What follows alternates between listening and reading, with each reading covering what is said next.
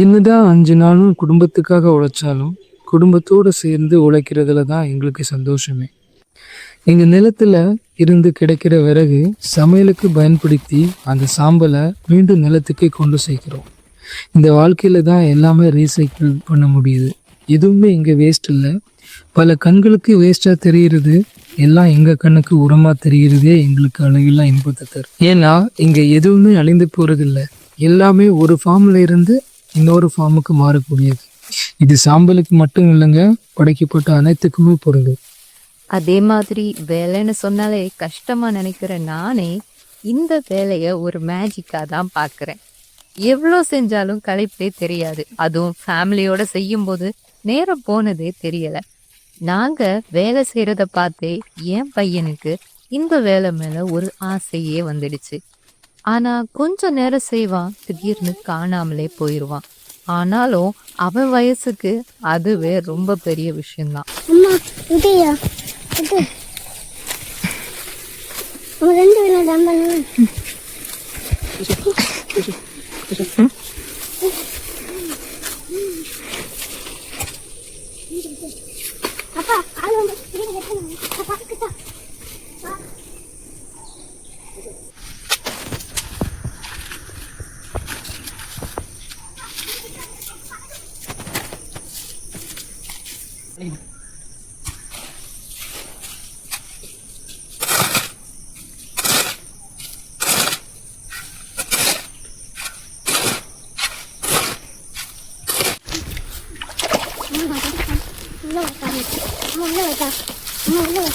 கால் பூந்துமா கால் பூந்துட்டான்.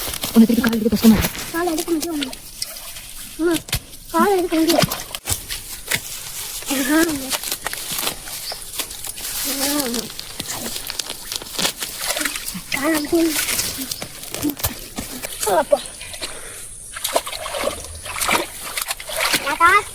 தனியா நடங்கிட்டு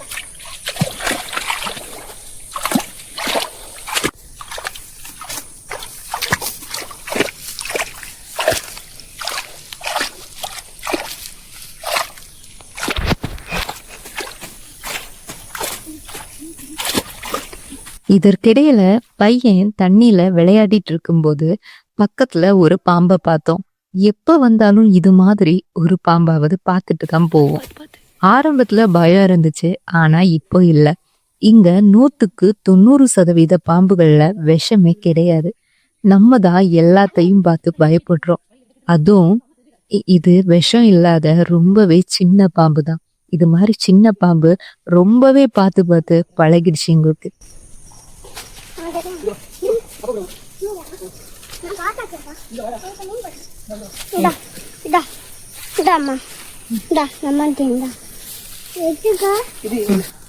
அதிலையும் தினமும் வேலைக்கு போறவங்க வீட்டுக்கு போகும்போது ஏதாவது வாங்கிட்டு போகணும்னு நினைப்பாங்க. எங்களுக்கும் அந்த நினைப்பு இருக்கத்தான் செய்யுதுங்க. ஆனா எங்களை விட எங்க நிலத்துக்கு தான் அதிக அளவிலான பாசம். எங்களை ஒரு நாளும் அது வெறுங்கையோடு அனுப்புனதே இல்லை. அதனாலேயே இந்த நிலத்துக்கு வந்து போற அனுபவம் அப்படியே ஒரு தாத்தா பாட்டி வீட்டுக்கு போயிட்டு வர சந்தோஷத்தை கொடுக்கும். எப்படி பாட்டி வீட்டுக்கு போனா வீட்டுக்கு திருப்பி போக மனசு வராதோ அதே மனநிலை தான் நாங்களும் வீடு திரும்பும் போது இருக்கோம்.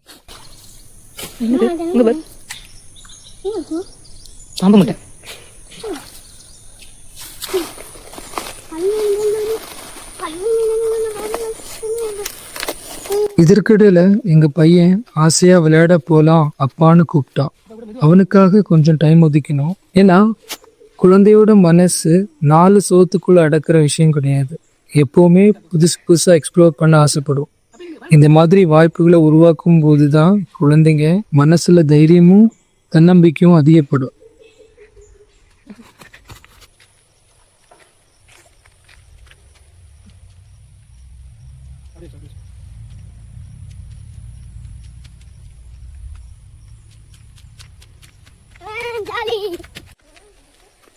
அதுலயும் மீன் பிடிக்கிறதுனா அவனுக்கு ரொம்பவே பிடிக்கும்.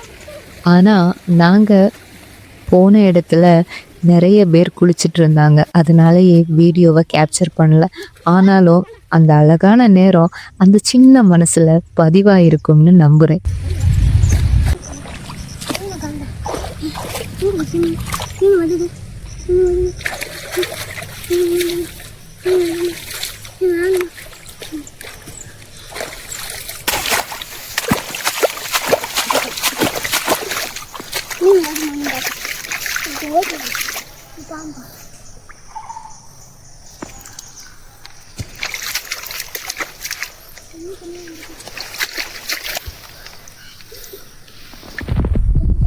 எவ்வளோ தூரம் போயிட்டு வந்தாலும் கொஞ்சம் கூட களைப்பும் இல்லை, பசியும் இல்லை. ஆனா ரொம்ப நேரமா எனக்காக காத்திருந்த பழைய சோறை இன்னும் காக்க வச்சா அது நல்லா இருக்காது. அதனாலேயே பசி இல்லாமலேயே சாப்பிட உட்காந்துட்டேன். இந்த வெட்ட வெளியில சாப்பிடும்போது என்னோட சின்ன வயசுல நான் எங்க தாத்தாக்கு வயல்வெளியில கஞ்சி கொண்டு போனதுதான் ஞாபகம் உள்ளது. அவர் பக்கமா நானும் உட்காந்து இயற்கையான சூழல்ல மீதி கஞ்சியை குடிச்சிட்டு வயல்வெளியோட அழகான காத்துல மிதந்துட்டே வீட்டுக்கு போவேன். இப்போ நீங்க கேட்ட கதைய நான் பலமுறை கேட்டுட்டேன். அப்படியே இந்த அனுபவத்தோட நாங்களும் வீடு திரும்பலாம்னு முடிவு பண்ணினோம். ஆனாலும் இன்னைக்கு வரை எங்களுக்கு தெரியாத விஷயம், எப்படி களைப்பே இல்லாம நாங்க தினமும் வீடு திரும்ப முடியுதுன்னு.